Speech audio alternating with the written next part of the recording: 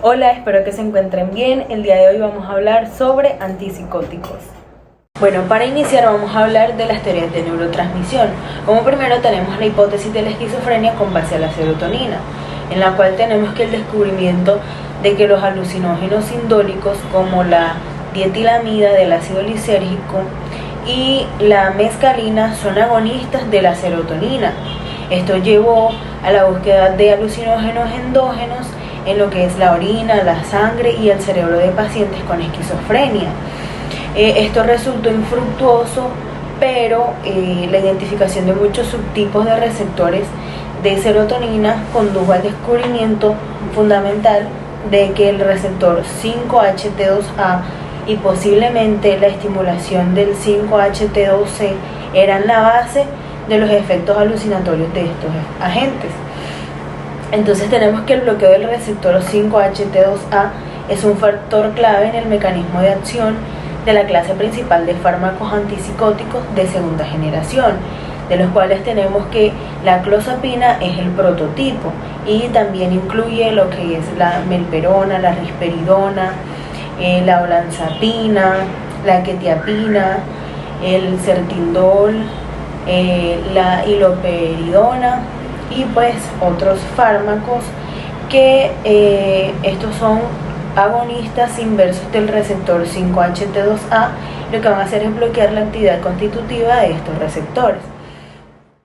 Entonces tenemos que la estimulación de los receptores 5-HT2A conduce a la despolarización de las neuronas de glutamato, pero también a lo que es la estabilización de los receptores de N-metil de aspartato en lo que son las neuronas postsinápticas.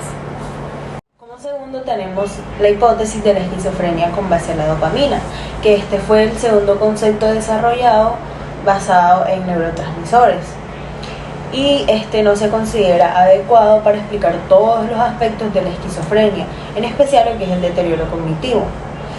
Pero sin embargo sigue siendo muy relevante para comprender las principales dimensiones de la esquizofrenia, como son los síntomas positivos, que son alucinaciones y delirios, y los negativos, que son embotamiento emocional, retraimiento social, falta de motivación y también posiblemente lo que es la depresión.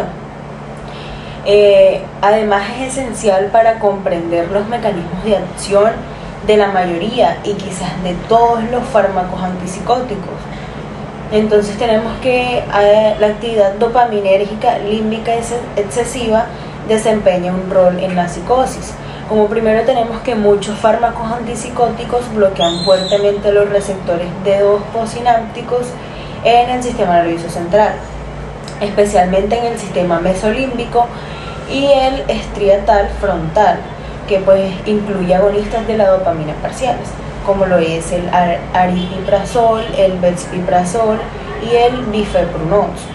Como segundo tenemos los fármacos que aumentan la actividad dopaminérgica, como la levodopa, las anfetaminas y las bromocriptina y apomorfina, o bien agravan lo que es la psicosis esquizofrénica o pueden producir una psicosis de nuevo en algunos pacientes.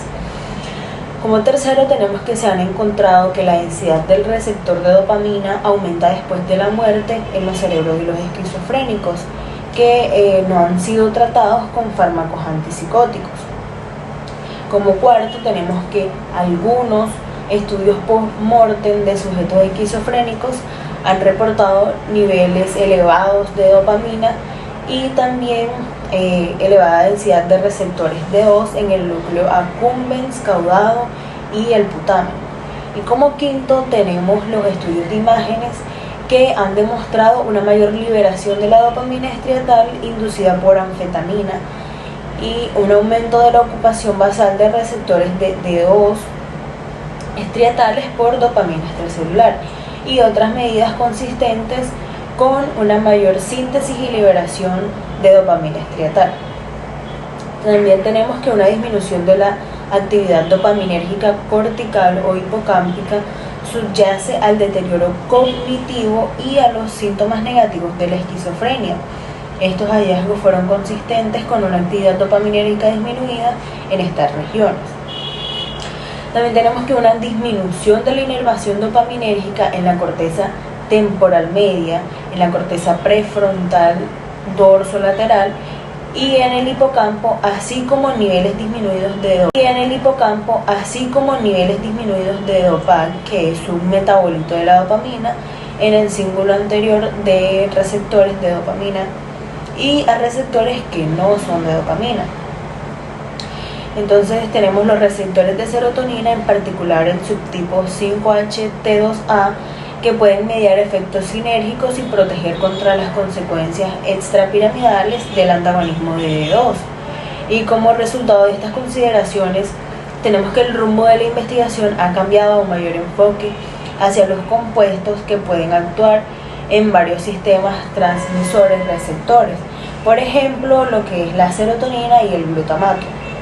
La hipótesis de la esquizofrenia con base en glutamato, que esta hipótesis propone que la esquizofrenia se origina por una hipofunción del glutamato en las proyecciones corticales. Las neuronas de glutamato generan actividad en las interneuronas de GABA, que a su vez se encargan de inhibir neuronas glutamatérgicas. Entonces previenen que haya una hiperactivación y por lo tanto que no haya exceso de glutamato. Este proceso permite que no haya muerte neuronal. Entonces tenemos que en la esquizofrenia este sistema se ve afectado. Esto debido a que los receptores glutamatérgicos no cumplen su función. Por otro lado, los receptores que presenta el glutamato y que también se han estudiado en la esquizofrenia son los ionotrópicos, que estos son receptores que interactúan con iones como lo son el calcio y el magnesio.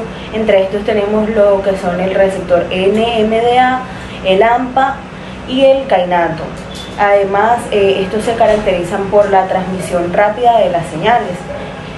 Por otro lado tenemos a los metabotrópicos, que estos son receptores que se unen a proteína G y se caracterizan por ser de transmisión lenta. Entonces tenemos que los receptores ionotrópicos que más se han estudiado y que muestran mejores resultados son los NMDA. Acá tenemos a la fenciclidina y la ketamina, que son inhibidores no competitivos de este receptor y que exacerban la psicosis en pacientes con esquizofrenia. Entonces tenemos que el receptor NMDA requiere de glicina para su activación completa, y se ha sugerido que en pacientes con esquizofrenia el sitio de la glicina del receptor NMDA no está completamente saturado.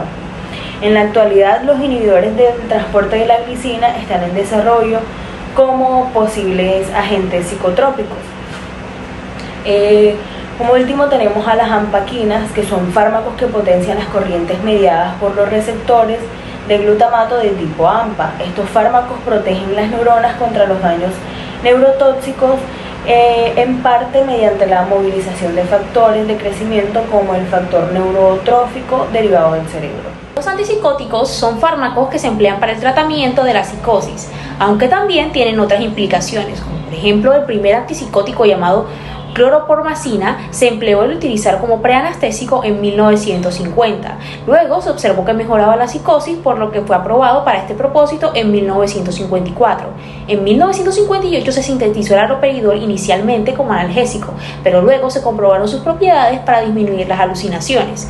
Posteriormente se sintetizaron fármacos similares como la trioperacina, la tioridazina y la ufenacina. En 1966 se hicieron estudios que comprobaron la efectividad para la clozapina, que no tenía los efectos extrapiramidales de los otros, y fue comercializado en 1973, pero en 1975 se hizo el reporte de varios pacientes que desarrollaron granulocitosis y murieron, por lo cual fue sacado del mercado en algunos países, y en otros se recomendó la vigilancia hematológica en los primeros meses. En 1990 se introdujo la clozapina en los Estados Unidos y se empezaron a desarrollar antipsicóticos que produjeran menos efectos extrapiramidales, que denominaron los atípicos, como la risperidona, la olazapina, la quetiapina, entre otros. Y en el siglo XXI se continúa en busca de mejores antipsicóticos en su efectividad y efectos adversos. Dentro de la Las manifestaciones de la psicosis incluyen alucinaciones, ideas delirantes, pensamiento desorganizado y síntomas negativos.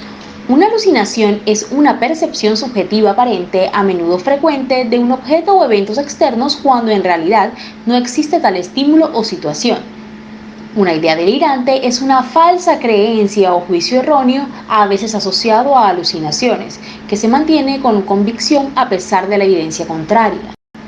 Por lo general, el pensamiento desorganizado se infiere del habla del paciente. Los patrones observados a menudo consisten en un descarrilamiento o asociaciones poco precisas, en cuyo caso el individuo cambia de un tema a otro.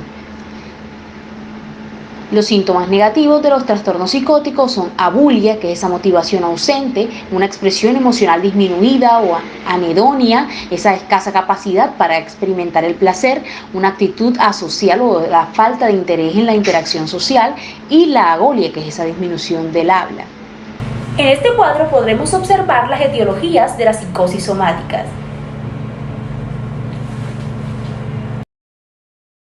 En las tablas que podemos ver en la diapositiva, podemos identificar los antipsicóticos de primera generación, como están incluidas las fenotiazinas, como la flufenacina, y los atípicos o de segunda generación, tenemos la olanzapina o la clozapina. También están acompañados de sus dosis orales, tanto en psicosis aguda en mantenimiento como lo es en el primer episodio y en un escenario crónico.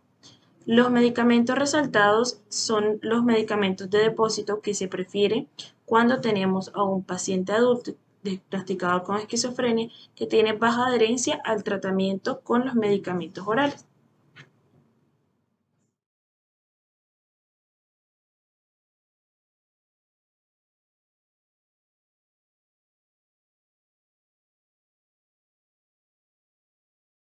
Con lo anterior, en general la duración de la acción clínica es mucho más prolongada de lo que podría estimarse a partir de su semivida en plasma.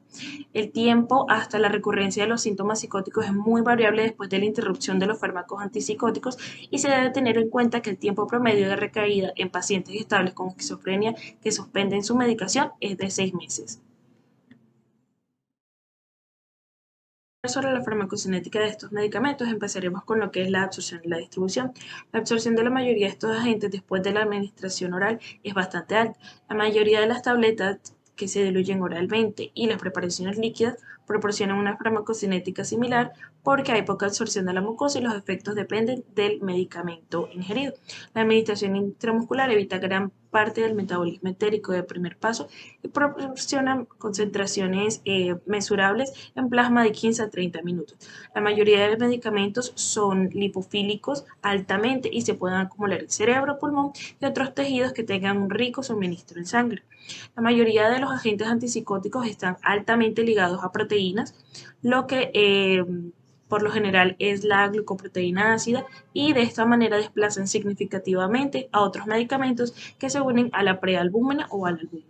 Los agentes antipsicóticos también entran a la circulación fetal y a la leche materna, y a pesar de que las vidas medias puedan ser cortas, los efectos biológicos de dosis única en la mayoría de los medicamentos antipsicóticos suelen persistir por lo menos durante 24 horas, y de esta manera se permite una dosificación de una vez al día después de que el paciente ya se haya ajustado a los efectos secundarios iniciales. Cuando hablar ya sobre el metabolismo de los agentes antipsicóticos, hay que mencionar que la mayoría de ellos se metabolizan casi por completo por oxidación o desmetilación, catalizados por enzimas microsómicas hepáticas del citocromo P450, lo que es la CYP2D6, la CYP1A2 y la CYP3A4 son las principales isoformas involucradas, y se deben considerar las interacciones medicamentosas cuando se combinan fármacos antipsicóticos con otros medicamentos psicotrópicos o en general, por ejemplo, con el ketoconazol, que inhiben diversas enzimas del citocromo. Existen dos formas en las que podemos bloquear la transmisión dopaminérgica. La primera es la que es característica de los antipsicóticos típicos o de primera generación, la cual es un antagonismo puro de los receptores de dopamina, que pues principalmente afecta a los receptores D2 y más frecuente a los receptores que tienen que ver con proteínas G inhibidoras, o sea, D2, D3 y D4. Ahora recordemos que en la esquizofrenia la vía mesolímbica se encuentra hiperfuncionante y que eso produce síntomas positivos. Entonces, si con los antipsicóticos bloqueamos esta vía, vamos a producir una reducción significativa de los síntomas positivos en una persona con esquizofrenia. Por otro lado, muchos efectos adversos explican también por el efecto de los antipsicóticos en la vía nigroestriada, como son los extrapiramidales, y en la vía tuberinfundibular, como son los efectos relacionados con la hiperprolactinemia. Los antipsicóticos no tienen un efecto o tienen un efecto muy leve escaso sobre los síntomas negativos que se producen en la vía mesocortical. Recordemos que en esta vía se encuentra hiperfuncionante, por lo tanto es racional que nosotros pensemos que los antipsicóticos que bloquean la transmisión de dopamina no tengan efecto alguno. El segundo mecanismo que implica el bloqueo del sistema dopaminérgico es el agonismo parcial de los receptores de dopamina. Este mecanismo es casi exclusivo del aripiprazol y de 2 o 3 fármacos más que no son muy usados en la práctica clínica.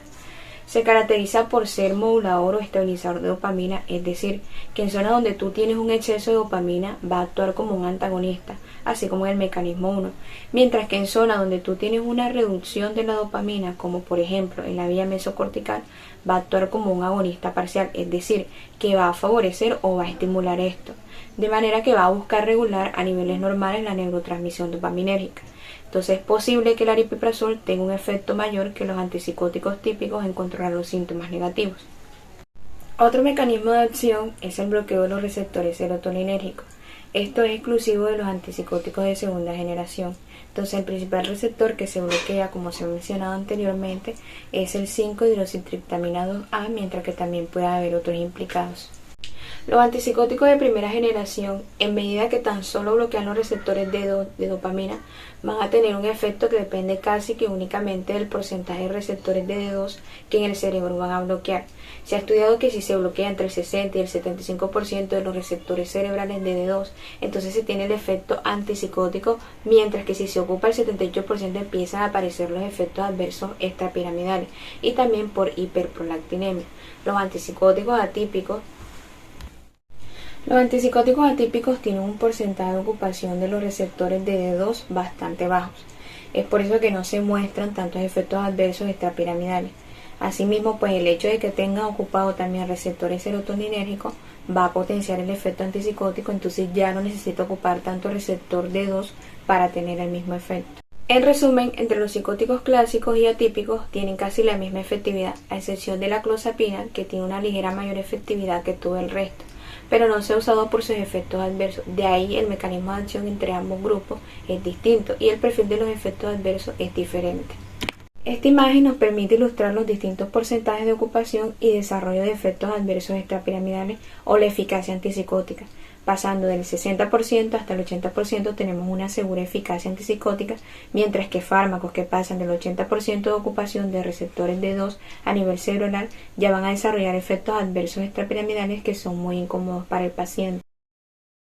Seguimos con las indicaciones y tenemos las psiquiátricas. Aquí la esquizofrenia es la indicación principal para los agentes antipsicóticos, pero en los últimos años se han utilizado además para el tratamiento de trastornos del estado de ánimo, como el trastorno bipolar, la depresión psicótica y la depresión resistente al tratamiento. Los fármacos antipsicóticos están indicados para los trastornos esquizoafectivos, que comparten características de esquizofrenia y trastornos afectivos. Hasta el momento no se ha podido encontrar la diferencia entre estos dos diagnósticos, pero los aspectos psicóticos de la enfermedad requieren tratamientos con medicamentos antipsicóticos, que se pueden usar con otro antidepresivo como el litio y el ácido valproico. La fase maníaca en el trastorno afectivo bipolar tiende a requerir tratamiento con agentes antipsicóticos. Los ensayos controlados más recientes respaldan la eficacia de la monoterapia con antipsicóticos de segunda generación en la fase aguda hasta la 4ª semana de la manía. Tienden a ser más efectivos para prevenir la manía que la depresión, y en estos casos el fármaco antipsicótico puede retirarse a medida que la manía vaya disminuyendo. Hay que tener también muy en cuenta que los estados excitados no maníacos también pueden tratarse con antipsicóticos, a menudo en combinación con las benzodiazepinas. Los antipsicóticos se han usado frecuentemente en la monoterapia de la depresión bipolar aguda, así como el manejo coadyuvante de antipsicóticos o antidepresivos en el tratamiento de la depresión unipolar. Varios medicamentos como la quetiapina, naluracidona y la olanzapina están aprobados por la Administración de Alimentos y Medicamentos de los Estados Unidos para el tratamiento de la depresión bipolar. Estos no aumentan el riesgo de inducir manía o de aumentar la frecuencia del ciclo bipolar. Algunos de los antipsicóticos intramusculares han sido aprobados para el control de la agitación asociada con el trastorno bipolar y con la esquizofrenia. Los antipsicóticos como el haloperidol se han utilizado durante mucho tiempo en el ámbito de las UCI para controlar la agitación en pacientes delirantes y postquirúrgicos. Las formas intramusculares de la ciprasidona, la olanzapina y la aripiprazol mejoran la agitación en 1 a 2 horas con menos síntomas extrapiramidales que los agentes típicos como el haloperidol. En situaciones no psiquiátricas tenemos que la mayoría de los antipsicóticos de primera generación más antiguos, a excepción de la tioridazina, tienen un gran efecto antiemético. Esta acción se debe al bloqueo del receptor de dopamina, tanto en el centro, es decir, en la zona de activación del quimiorreceptor de la médula, como periféricamente, es decir, en los receptores del estómago. Algunos medicamentos como la clorperazina y la benzquinamida se promocionan únicamente como antieméticos, pero está el caso de las fenotiacinas con cadenas laterales más cortas que tienen una acción considerable de bloqueo del receptor H1 y se han usado para aliviar el prurito también. O en el caso de la prometacina como sedantes preoperatorios. Tenemos la butirofenona, droperidol, que se aplica en combinación con el fentanilo, un opioide, en la neuroleptoanestesia, y el droperidol también hay que tener en cuenta que tiene un gran riesgo asociado a la dosis en cuanto a la prolongación del intervalo QT y que se ha eliminado algunos del mercado. Efectos adversos. Hay que tener en cuenta que muchos de estos efectos son extensiones de sus acciones farmacológicos conocidos o también de naturaleza alérgica o idiosincrásicos. En general tenemos la acaticia, es una sensación de inquietud y tensión interna que se acompaña de la necesidad de moverse. La manifestación puede ser en forma de movimientos repetitivos o la emisión de ruidos o quejidos. Por otro lado tenemos la disinesia tardía, que es un trastorno hipercinético del movimiento. Es decir, en ella se producen movimientos involuntarios anormales como movimientos extraños de la lengua y la cara, movimientos de la masticación controlado. Cualquier paciente con una disinesia tardía tratada con un medicamento antipsicótico típico o posiblemente la risperidona o la paliperidona debe cambiarse a la quetiapina o a la clozapina, los agentes atípicos con menor probabilidad de causar una disinesia tardía.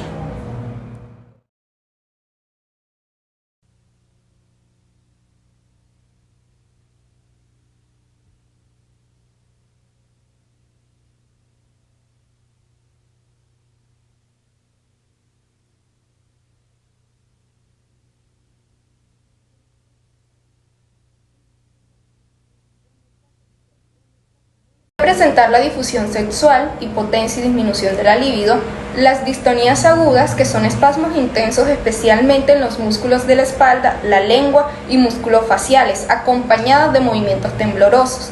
También algunos efectos anticolinérgicos como la sequedad de boca, la taquicardia o la visión borrosa. Puede haber hipotensión, especialmente grave cuando el paciente pasa de una posición rápida de descanso a una activa, por ejemplo, de decúbito supino a bipedestación, es decir, una hipotensión ortostática. También observamos parkinsonismo, caracterizado por temblores, agarrotamiento muscular, posición ligeramente encorvada y marcha torpe. O la sedación, que normalmente disminuye con el tratamiento continuo. Síndrome neuroléptico maligno es un síndrome neuropsiquiátrico poco frecuente asociado al consumo de antipsicóticos u otros antagonistas dopaminérgicos de acción central. Las manifestaciones incluyen la hipertermia, la rigidez muscular y temblor y alteraciones del estado mental y disfunción autonómica. Otros signos adicionales podrían ser la diaforesis profusa, la taquicardia, la taquipnea, una hipertensión arterial lábil, la acidosis, la incontinencia y niveles elevados de creatinquinasa sérica y de otras transaminasas por rhabdomyolysis de riesgo de insuficiencia renal subyacente. Entonces, los efectos que vamos a encontrar a nivel del sistema nervioso autónomo son la pérdida de la acomodación, la boca seca, la dificultad para orinar, el estreñimiento, y todo esto debido a un bloqueo del receptor colinérgico muscarínico, mientras que vamos a observar hipotensión ortostática, impotencia, pérdida de la eyaculación debido a un bloqueo del receptor alfa-adrenérgico. Por otro lado, en el sistema nervioso central encontraremos el síndrome de parkinsonismo, la acaticia, las distonías por bloqueo del receptor de dopamina o las disinencias tardías por la supersensibilidad de los receptores de la dopamina, o también un estado confuso tóxico por el bloqueo muscarínico. Mientras que en el sistema endocrino encontraremos la amenorrea, galactorrea, infertilidad o impotencia por el bloqueo del receptor de dopamina que resulta en hiperprolactinemia. Un aumento de peso también es común, en especial en la clozapina y la olanzapina, y requiere pues un control de ingestión de alimentos, sobre todo los carbohidratos. También podemos encontrar la pseudodepresión por la acaticia inducida por fármacos regularmente antiparkinsonianos o por dosis más altas que las necesarias en un paciente que ya ha sido parcialmente remitido.